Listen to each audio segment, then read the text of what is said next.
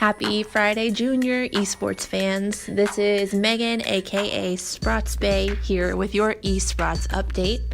So this week is exciting. The LCS, or League Championship Series, has officially started for the spring split. So we're looking at the newly franchised League of Legends teams going off behind, or against, I guess, some old powerhouse teams.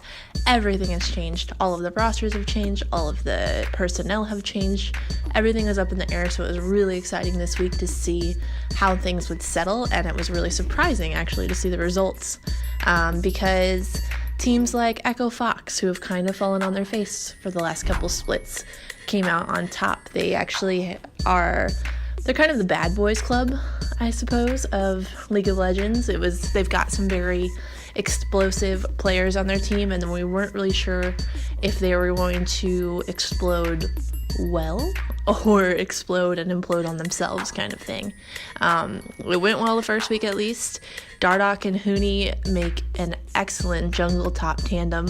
Nobody could stop them. They carried their team, just popped them right on their big tanky backs and went on their way.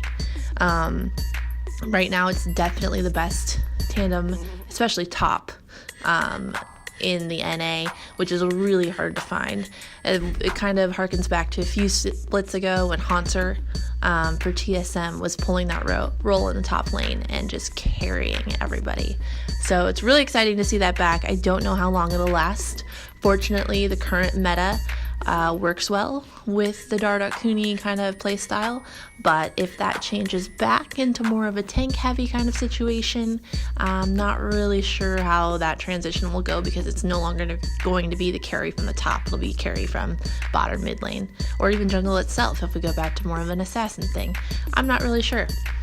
The other two teams that went out well was Team Liquid. They are the stacked team for this season. They're basically the Golden State Warriors of League of Legends. They have a lot of good players. Their mid laner, Pobelter, he was roaming all over the map the entire series this weekend. He was everywhere. He was unstoppable. Nobody could keep up with his roams, and he was out with a vengeance. We found out afterwards. He wanted to prove, as he quotes, that I'm really fucking good. So good for you, Pobelter. You did it. You're not in the shadow of the bigger names like Bjergsen and Jensen anymore. You set a whole new kind of meta, I guess, of sorts for competitive League of Legends to keep up with that mid roam. That was crazy. Another team that went well was Cloud9. They're kind of like the Kansas City Royals of League of Legends. They're a big mix of rookie players and players that really have not performed to their height in the past, but I think with a team change, they'll have the opportunity to be what they were designed to be. I don't know, designed is not a good word for it, but what they're fully capable of. So their rookie Licorice in the top lane, he held his own. He's definitely not quite to the level of Echo Fox's. So when they kind of face off, that'll be really fun to see. But he's definitely holding his own and doing well, especially for a first timer. Whereas they've got Svenskeren, who came from TSM, who is the old powerhouse of League of Legends. He really, in my opinion, had always held the team back. He was making foolish mistakes in the jungle, pathing wise, and just kind of gank. Why, I don't know. He got caught out a lot. It didn't make any sense to me. So I was really surprised that Cloud9 picked him up, especially when they had a rookie on their team. You really need a strong presence to help out your top lane when you're a jungler. So bring in Svenskeren, though he's got the veteran status, so he's kind of been there, done that, knows what to do. Like I said, his choices are not 100%. I'm not on board with them, but he completely turned it around for this first weekend anyway. So it'll be really exciting to see if maybe that was all that he needed, was kind of a change of pace, change in location. Not that I'm pretty sure they all live in California, so there wasn't much of a change of location, but you know what I mean. Little change in management, perhaps. He got to be free, a lot less stars on the team, which can help out some. So that way you're not, just having to try to compete to be up there with everybody. You just kind of get a clean slate. So hopefully for them, like I said, they're the Royals, so that's a good team for you to root for if you're interested. C9. Unfortunately, there were some bad results from week 1.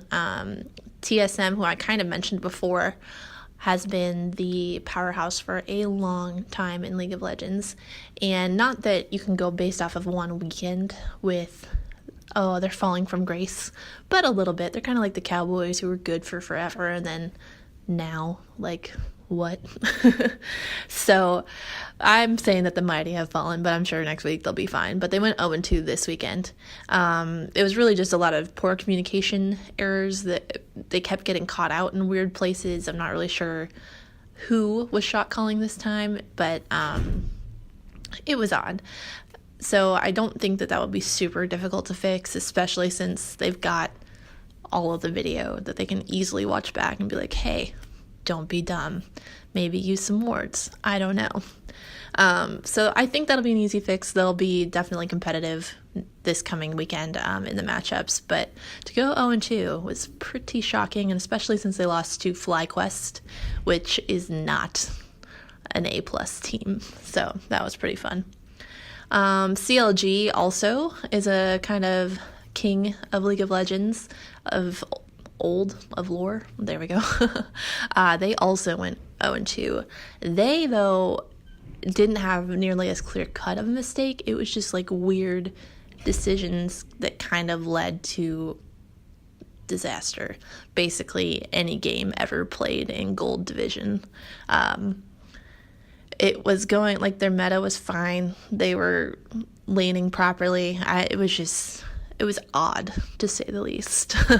If you have a chance to watch back some of the casts of those, they're pretty funny because the shoutcasters themselves were a little perplexed about some decision-making by CLG. So whether that's an easy fix that they can make for the next one, I don't know. They've got the talent. The players are there and able. It's just the gameplay macros kind of thing. I guess that would be actually micros. It was a bunch of micros that led up to a bad macro. So we'll see how they do this weekend. They all get a fresh start. That was the first week. There's plenty more weeks to kind of get your feet under you. No problem. We'll see what happens. But yesterday, 8.2 in League of Legends, the patch got released. So we started Season 8, and really there weren't very many changes to the kind of meta, the playstyle, everything. And I don't know if that was because the NALCS was just starting. They wanted to give everybody time to be, prepared and not have to think too much. I'm not really sure. They wanted probably more entertainment value out of this first weekend. And it definitely was there, just not in the way they expected, I imagine. So they put more of the changes through this week. The biggest ones are that Sightstone for supports, that is no longer an item. So good news is you get to purchase, you're still building the same pathing that you did with Sightstone, but instead of having to actually buy Sightstone with your gold income item, it just kind of defaults in there when you buy the highest tier. So you're still kind of going that route, but you have more flexibility there in the beginning that you could purchase some other items if you're prioritizing Ardent or whatever. You don't have to go straight to Sightstone, which is a little bit nice. I think it's not gold saving. I've noticed a spike in ability power. I'm more of a ranged support player, so I've noticed that I am stronger, quicker, which is really cool. Not with necessarily, well, I guess with abilities themselves, but also just my autos in general. Like, I used to be able to, I think I had 5 hit a minion. Now it's a lot less, so that's pretty cool. I'm happy so far. Unfortunately, though, the meta itself is not leaning towards the more mage type of supports. They're going for more the Tom Kench, Alistar, tanky type of battle axes. What are they called? The battering rams. There we go. That kind of play, which is not what I'm into. So we'll see. We'll see how that pans out, especially since top lane is going to more of a carry role. We're going back to the Gangplank kind of action, I suppose, top lanes instead of just like a tank malfight type of thing. So the tank role switches down to the support now. So that'll be interesting to see how it plays out. Fortunately, they have nerfed Relic Shield, so for ranged champions, aka all of you AD carries that were taking Relic, it no longer provides benefits that I think make it worth it. So they're going to go back to their normal AD carry kind of items there and leave the supports free to kill each other, because really the healing ability off of that for both, because the carry and the support got stuff from that, really made life hard. I mean, it was great when your carry took it, but half the time, I mean, I'm down in gold, low elo. They never did it. So it's gone now. Problem solved. So we're looking towards, for top lane in this current patch here, it looks like Ornn is going to be reigning king. I still think Gangplank is pretty high up there. We just saw last night League KC had their first week of matches for our local tournament, and our Diamond Capped teams had a crazy Gangplank play, so you should definitely check that out if you have a chance. We'll put it up on our League KC YouTube here, because it is insane. Good job, Wally. In the jungle, we're looking, Sejuani is what I'm seeing is favored, which really confuses me, because she got knocked down a bit, especially with the assassin junglers that are still pretty popular. So that one's kind of up in the air. I'm not sure what's going on in jungle. It might be both. For all I know, it might be half and half. So we'll see there. Zoe, still the king of the mid lane since she got released. She is unreal. If you know how to use her. The skill cap is very high, and so that's why she's able to have such incredible damage, because only a few can play her. But if you're not banning her, you better be ready, because oh boy, she can two-shot you pretty early. And in the bottom lane, I talked about Tom, Alistar, maybe Leona. She's still pretty counterable though, so I don't know about that one. And then AD carry-wise, China is very much on the Ezreal board. He got nerfed a little bit, and it's really not as strong, I don't think, anymore. So I'm not really sure what they're doing that we're not doing the same. But I'm going to say that I expect more of a Kalista kind of bot lane, something with a lot of poke power, speed, not necessarily speed, but she's really not catchable, which is what the kind of tank bottoms are required to do. You can't catch a bouncing Kalista with an Alistar headbutt if she's, bouncing around being the little freak elf thing. I don't even know what she is. She's creepy.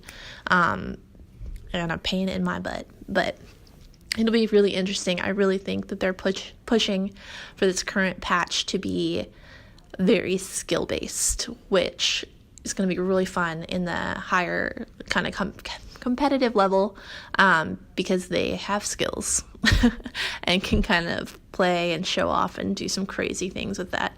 Down in my elo in the gold, it's going to be a disaster, and wish me luck. That's been a lot of stress so far, but we'll see what happens. We'll try and power through. So I will keep you guys updated. We'll watch the LCS this weekend. Really, it's exciting. It's a good time to get in. Everything is fresh. It's very much on the same NFL scale now that they have franchised, and it's very relatable. The shoutcasters are amazing for League of Legends. They do a very good job of explaining anything that somebody brand new to the sport is going to understand, and somebody that's been around for all 8 seasons is going to get something beneficial out of that. So they do a very good job. The hype is unreal. It's like a soccer game all the time, like soccer goals all the time. Most of the other part of soccer is not fun. It's madness, and it's awesome. So check that out. LOL eSports, LOL eSports.com. They'll stream live this weekend, or on Twitch. And I will be not streaming this weekend, so I will not see you. Sorry, I am moving. In the meantime, if you've got any suggestions on favorite places in the Waldo area, I will gladly take them, because that's where I'm moving. So I will not see you guys this weekend, but I will be back with an eSprots update next week. See you then.